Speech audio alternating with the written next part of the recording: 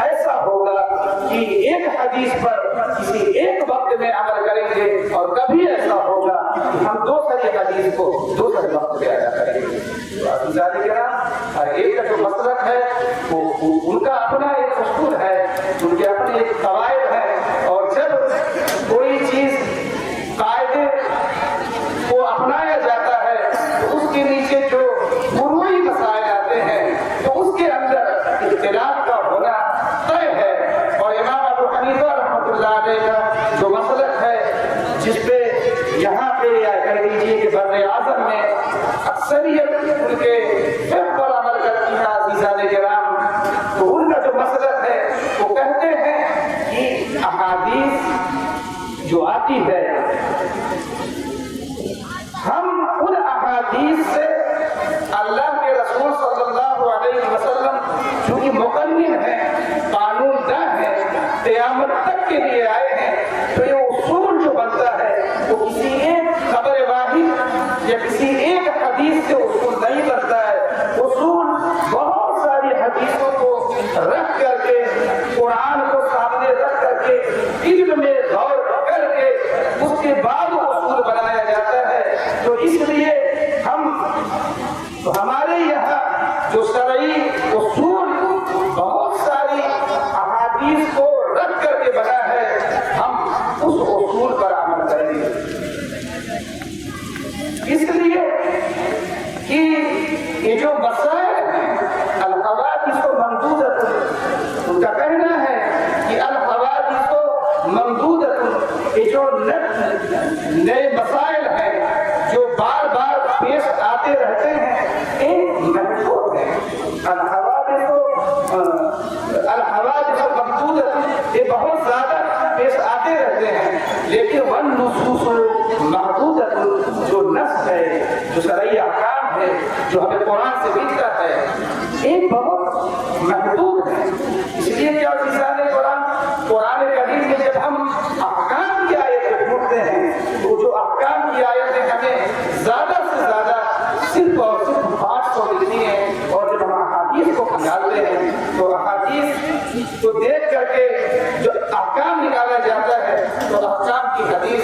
2500 سے 3000 کے بیچ میں ہے۔ اس لیے عزیزان کرام، مسائل بہت ہیں، مسائل قیامت تک آتے رہیں گے، نئے نئے مسائل آئیں گے۔ تو عزیزان کرام، ہمارے امام ابو حنیفہ کا جو مسلک ہے وہ اصول کلیہ اور ضوابط کلیہ، اور خاص طور سے قرآن میں جو بات صراحت سے ثابت ہے، جو قطعی ثبوت اور قطعی دلالت سے ثابت ہے، اس پر اور چیزوں کو ترجیح دے دیا کرتے ہیں۔ تو عزیزان کرام، میں نے آپ کے سامنے جو باتیں رکھی ہیں وہ اس لیے رکھی ہیں کہ ہمارا حق نہیں ہے ہم عمل کریں، ہم اپنے آپ کو اہل حدیث کہیں، اہل حدیث کہنا اور اہل حدیث بننا دونوں جائز ہے۔ اور اہل حدیث امام ابو حنیفہ جو ہے وہ بھی اہل حدیث ہے، ایسا نہیں کہ وہ اہل حدیث نہیں ہے۔ انہوں نے کہا ہے،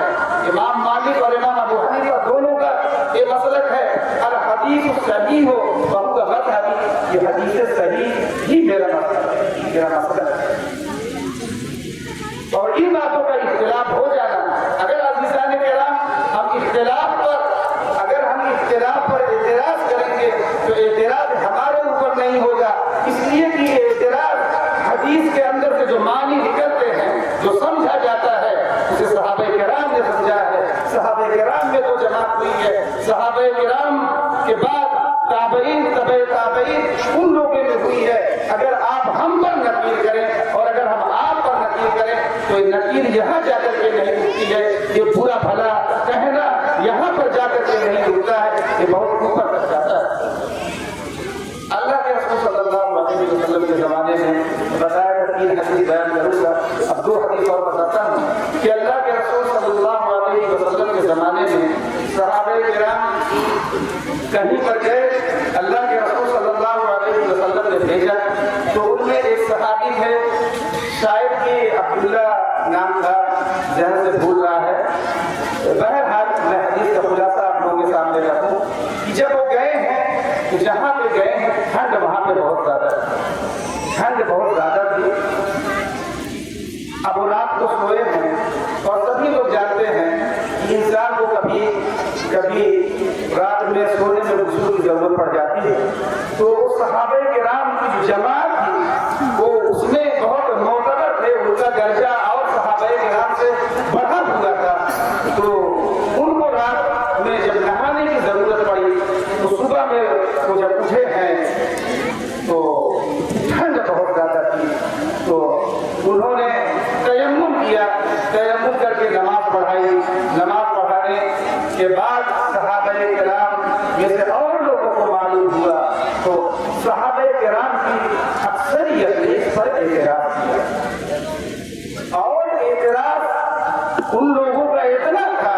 कि उनको इत्मीनान नहीं था कि मेरी नमाज हुई कि नहीं हुई। जब वो लौट करके अल्लाह के रसूल सल्लल्लाहु अलैहि वसल्लम के पास आते हैं तो ज़करू, हदीस में आता है ज़करू रसूलुल्लाह सल्लल्लाहु अलैहि वसल्लम। उन सहाबे किराम ने अल्लाह के रसूल सल्लल्लाहु अलैहि वसल्लम से उसका तज़किरा किया तो अल्लाह के रसूल सल्लल्लाहु अलैहि वसल्लम ने इस किस्म की हदीस को बताई नहीं की। तो अल्लाह के रसूल सल्लल्लाहु अलैहि वसल्लम ने पूछा क्या है अब्दुल्ला, अगर अब्दुल्ला नाम था तो है अब्दुल्ला तुमने ये कहाँ से निकाला कि गुस्ल की जरूरत पड़ी, गुस्ल तुम पर वाजिब हुआ तो तुमने तयम्मुम करके नमाज पढ़ाई। लोगों की शिकायत है, लोगों को शिकायत है। तो सहाबा किराम ने जवाब दिया कि मैंने कुरान करीम को पढ़ा है, अल्लाह तबारक व तआला का फरमान है कि ला तक़तुलू अनफुसकुम, ला तक़तुलू अनफुसकुम, इसके आगे लिखा है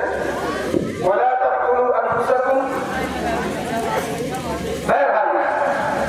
कि अल्लाह तबारक तआला ने फरमाया कि अपने नफ्स को, अपनी जान को हलाकत में ना डालो। वला तक़तुलू अनफुसकुम इन्नल्लाह काना बिकुम रक़ीबा, कि अपनी जान को हलाकत में ना डालो इसलिए कि अल्लाह तुम पर बहुत मेहरबान है। मैं अल्लाह को मेहरबान समझते हुए ठंड से बचने के लिए मेरा कोई जाती नफ्स का नुकसान ना हो, कहीं मैं बीमार ना हो जाऊं, कहीं मैं मर न जाऊं, तो मैंने उस पर गौर किया, मैंने उस कुरान की आयत से निकाल करके तयम्मुम किया। तो अल्लाह के रसूल सल्लल्लाहु अलैहि वसल्लम में आता है फज़ली का रसूलुल्लाह सल्लल्लाहु अलैहि वसल्लम, तो अल्लाह के रसूल सल्लल्लाहु अलैहि वसल्लम।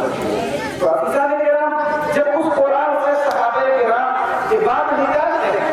और हालांकि सभी आलिम उलमा यहाँ पे मौजूद हैं, उनको मालूम है कि तयम्मुम किया है,